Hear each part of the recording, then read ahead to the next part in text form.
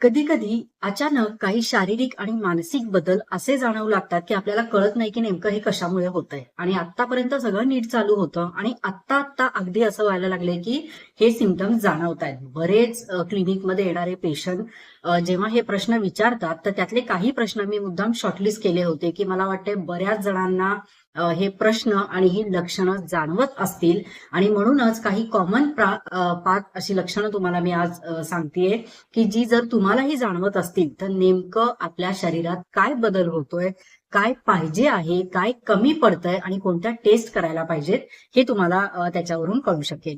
तर अशी लक्षणं की जी आपल्याला वरचेवर जाणवत आहेत आणि अचानक हे बदल झालेले आहेत. तर ते एकतर वयानुसार असू शकतात किंवा सिच्युएशननुसार, परिस्थितीनुसार काही मानसिक बदल होतात तेही असू शकतात किंवा जसं आपण म्हणतो की काही शरीरामध्ये होणारे बदल. तर यामुळे सुद्धा ही लक्षणं आपल्याला अचानक जाणवायला लागतात. आणि बऱ्याच जणांना म्हणजे मी बरेच पेशंट जेव्हा बघते ना त्यांना असं वाटतं की मी विचारते ना की जेव्हा ही लक्षणं असतात तुम्ही या टेस्ट केल्यात का, त्या टेस्ट केल्यात का? आतापर्यंत काही गरजच पडली नाही हे काय करायची, कारण मी कधीच आतापर्यंत दवाखान्यात गेले नाही, ना कधी टेस्ट केल्यात, ना कधी गोळ्या घेतल्यात, मग आताही तसं काही मला फार वाटत नाही असं बरेच पेशंट खूप अगदी सहजतेने सांगून जातात. पण जेव्हा तुम्ही या छोट्या छोट्या सिम्पटम्स कडे दुर्लक्ष करता पुढे जाऊन हे मोठा शरीरामध्ये आजार होऊ शकतो. आणि कितीही छोटी लक्षणं असली तरी जर ती आपल्याला अचानक बदल आपल्या शरीरात होत आहेत किंवा अचानक होणारे बदल याकडे अजिबात दुर्लक्ष करू नका. तर त्याच्या मागे काही ना काहीतरी कारण नक्की असतं, शरीर आपल्याला सिग्नल देत असतं आणि हे जर ओळखून आपण वेळीच त्यावर ऍक्शन घेतली किंवा वेळीच त्यावर ट्रीटमेंट घेतली तर नक्कीच पुढे जाऊन तुम्हाला त्याचा त्रास होणार नाही.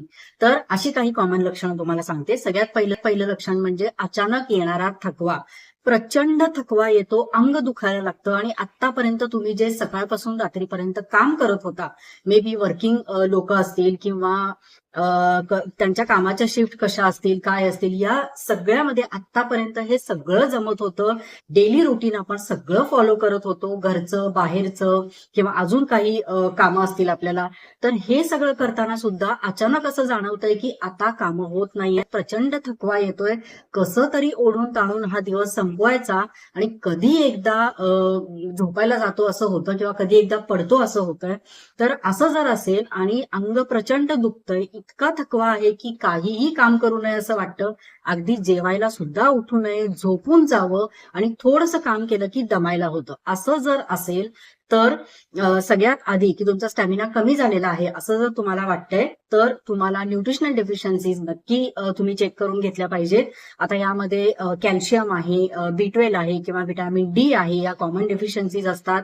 आयर्न डेफिशियन्सी म्हणजेच तुमचं हिमोग्लोबिन अचानक कमी झालेलं असू शकतं, ज्याला अॅनिमिया असं म्हणलं जातं.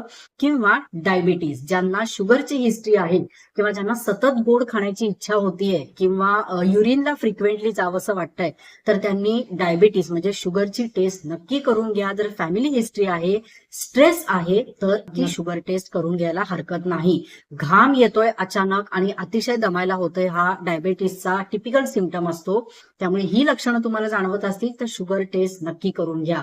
बरेच पेशंट काय करतात माहितीये का, बिंदास सांगतात की नाहीच आहे हो शुगर. म्हणलं अहो तुम्ही चेक केली आहेत का, कारण ही लक्षणं तशी दिसत आहेत. अहो चेक नाही केली पण मला माहितीये ना की शुगर येणं शक्यच नाही मला. तर असं होत नाही. आपल्याला समोर ही लक्षणं जर दिसतायत तर आतापर्यंत नाहीये, कधीच नाहीये, चांगलंच आहे. पण तरी सुद्धा आपण चेक करून घेणं आणि योग्य दिशेने ट्रीटमेंट चालू करणं हे फार महत्वाचं असतं. आता दुसरं लक्षण की स्मरणशक्ती कमी होणं. म्हणजे काय, बऱ्याच गृहिणी किंवा बऱ्याच बायका ही तक्रार करतात की फ्रीज उघडला की लक्षातच राहत नाही की कशासाठी उघडलाय. आणि बऱ्याच वेळेला असं होतं की घ्यायला एक जातो आणि कळतच नाही की कशासाठी आलोय इथे. किंवा एखादं काम, महत्वाची कामं असतात ती करायची असतात पण आपण ते विसरूनच जातो. असं जर असेल किंवा कोणाची नावं लक्षात राहत नाहीयेत, अगदी तोंडावर नाव आहे, आठवतंय पण ते म्हणजे हे होत नाही, आपल्याला क्लिक होत नाहीये की अरे बाबा काय नाव होतं, हे अगदी तोंडावर नाव आहे. बऱ्याच वेळेला असं होतं की खूप आपली रोजची कामं असतात पण तरी सुद्धा आपल्याला ते आठवत नाही, लक्षात राहत नाही आणि कोणत्या कामासाठी आपण काय करतोय हेच विसरलं जातं. तर असं असेल तर B12 ची डेफिशियन्सी हा कॉमन सिम्पटम असू शकतो. कारण B12 हे नर्व्हवर खूप चांगलं काम करतं. त्यामुळे असे जर ब्रेन फॅटचे सिमटम्स येत असतील की ब्लँकच होतं बऱ्याच वेळेला, आठवतच नाही की काय करायचं होतं. आता मी 2 डायऱ्या घेऊन बसलेली आहे समोर आणि असं होतं की अरे काय लिहायचं होतं यात आपल्याला, हे कशासाठी उघडलं होतं आपण, असंही होतं. तर इतक्या लेवलपर्यंत जर सिमटम्स जात असतील किंवा ही सुरुवात तुम्हाला वाटत असेल की अरे खरंच आता आठवत का नाहीये मला आजकाल, तर B12 नक्की चेक करून घ्या. यानंतर हे असं यामुळे होऊ शकतं की जर तुम्हाला झोपेचे त्रास असतील, म्हणजे इन्सोमनिया ज्याला आपण म्हणतो मेडिकल टर्म मध्ये, झोप पूर्ण होत नाहीये किंवा मध्येच जाग येते, उशिरा झोप लागते किंवा शांत झोप लागत नाही, असे जर झोपेचे त्रास असतील तर स्मरणशक्ती कमी होणं किंवा मेमरी लॉस हे नक्की होऊ शकतं. त्यामुळे झोपेचे जर त्रास असतील तर त्याच्यावर नक्की तुम्ही ट्रीटमेंट घेऊ शकता. यानंतर स्ट्रेस किंवा थायरॉइड ही सुद्धा 2 लक्षणं आहेत की ज्यामुळे तुमचं जर थायरॉइड वाढलेलं असेल, तुम्ही ऑलरेडी थायरॉइडच्या गोळ्या घेताय पण कधी चेक केलं जात नाही, असं जर असेल तर नक्की चेक करून घ्या. एकच थायरॉइडची गोळी कायमस्वरूपी चालू ठेवायची असं नसतं. दर 3 महिन्यांनी टेस्ट करून तुम्ही या गोळ्या बदलायच्या असतात. हे मी एका आधी व्हिडिओमध्ये सुद्धा सांगितलेलं होतं. ज्यांना असं वाटत असतं की थायरॉइडची हिस्ट्री आहे किंवा ही लक्षणं जर जाणवतात आणि कधीही केलेलं नसेल, एस्पेशली बायकांमध्ये जर तुम्ही 40च्या उंबरठ्यावर असाल तर या टेस्ट, थायरॉइडची टेस्ट नक्की करून घ्या. आता तिसरं म्हणजे अचानक केस खूप गळायला लागणं. आधीपर्यंत केस खूप छान होते आतापर्यंत आणि इतके पातळ झालेत आता की विंचरायची सुद्धा भीती वाटते, कारण विंचरताना एवढे एवढे केस गळतात असे खूप लोक सांगतात. एस्पेशली म्हणजे मेलमध्ये तर आहेच हा पॅटर्न, पण फिमेल्समध्ये किंवा मुलींमध्ये किंवा ऍट द वर्ज ऑफ मेनापॉज बायकांमध्ये तर असं सुद्धा होऊ शकतं. आणि अचानक जर केस गळायला लागलेत तर समजून जा केसांची क्वालिटी एकदम खराब झाली आहे, ड्राय झालेली आहे आणि त्याच्यामध्ये असं वाटतं ना की आपल्याला काय त्याच्यामध्ये असं जीवच नाहीये असे वाटतात केस, आणि इतके गळतात की केस धुवायला सुद्धा किंवा विंचरायला सुद्धा भीती वाटते. घरभर केस पसरलेले असतात. असं जर असेल तर व्हिटॅमिन डी ची डेफिशियन्सी असू शकते. व्हिटॅमिन डी हे फार महत्वाचं असतं केसांसाठी, किंवा तुम्हाला तुमच्या डाएटमध्ये प्रोटीनची कमतरता असू शकते, तुमच्या डाएटमधून प्रोटीन नीट जात नाहीये.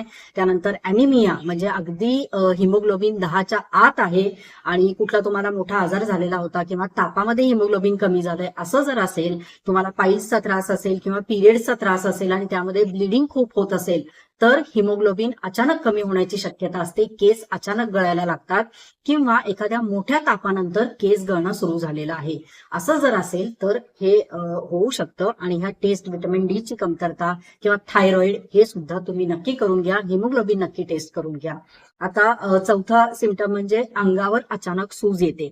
सकाळी उठलं की पूर्ण अंग सुजल्यासारखं वाटतं, चेहरा सुजल्यासारखा वाटतो, हाता आपल्या बोटांमध्ये ज्या अंगठ्या असतात त्या घट्ट व्हायला लागतात किंवा डोळ्याच्या खाली सूज येणं, असं जर असेल तर हे एक कॉमन सिम्पटम असतो. बरेच लोक ही तक्रार करतात की सकाळी उठल्या उठल्या ही सूज असते आणि रात्री झोपेपर्यंत ही सूज पूर्ण निघून जाते. म्हणजे जसा जसा दिवस मावळायला लागतो किंवा जसा जसा दिवस संपायला लागतो ही सूज हळूहळू कमी होते, पण सकाळी उठल्या उठल्या मात्र ही सूज येते. तर तुम्हाला ही पूर्ण अंगावर सूज येत असेल, तुम्ही थायरॉइड चेक करा. संधिवात असेल, आर्थरायटिसचा त्रास असेल तरी सुद्धा ही सूज येऊ शकते. तुम्हाला जर ब्लड प्रेशरचा त्रास असेल तरी सुद्धा ही सूज येऊ शकते. त्यामुळे तुम्ही बीपी हमखास चेक करायला विसरू नका. यानंतर पायावर जर एस्पेशली सूज असेल, म्हणजे त्याला पिटिंग टाईप ऑफ इडिमा असं म्हणतात. म्हणजे काय, जर पायावर जर तुम्ही असं सूज जिथे असते ना तिथे असं दाबून बघितलं तर तिथे खड्डा पडतो, तर याला म्हणतात oedema, pitting type of oedema. असं जर असेल तर तुम्हाला किडनीचा प्रॉब्लेम असू शकतो, लिव्हरचा प्रॉब्लेम असू शकतो. त्यामुळे किडनी आणि लिव्हरच्या टेस्ट तुम्ही नक्की करून घ्या. तुमच्या फिजिशियनना यावर तुम्ही दाखवू शकता. या लक्षणांकडे दुर्लक्ष करू नका. ब्लड प्रेशर, जर तुम्हाला खूप स्ट्रेस आहे, ब्लड प्रेशर नक्की चेक करून घ्या. आणि किडनी आणि लिव्हरच्या कोणत्या टेस्ट करायच्या आहेत हे तुमच्या फिजिशियनना नक्की विचारून घ्या. यानंतर 5वा जो सिम्पटम आहे तो म्हणजे वारंवार तोंड येणं, म्हणजे छाले येणं म्हणतो ना आपण, की छोटे छोटे छोटे बारीक फोड येतात, असे इथे येतात खाली किंवा वरती येतात, किंवा कायम तोंड लाल असतं, जिभेवर एक लाल चट्टा असतो कायम आणि काहीही खाल्लं तरी तिखट लागतं किंवा अजिबात ते तोंडाला तिखट चालत नाही, मसालेदार चालत नाही.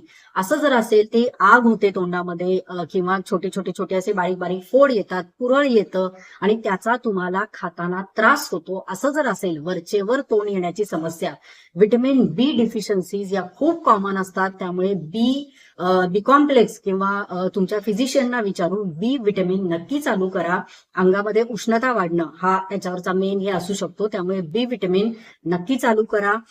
सब्जा बी हे तुम्ही घेऊ शकता शरीरामधली उष्णता कमी करण्यासाठी. धण्याचं पाणी घेऊ शकता. यानंतर सीझन कोणताही असो पण या लोकांना नेहमी उष्ण जाणवत असतं. यानंतर याचं कारण एक असू शकतं की आयर्न डिफिशियन्सी हे सुद्धा आहे, म्हणजेच तुम्ही आयर्नच्या टेस्ट नक्की करून घ्या आणि यामुळे सुद्धा वरचेवर तोंड येणं ही समस्या होऊ शकते.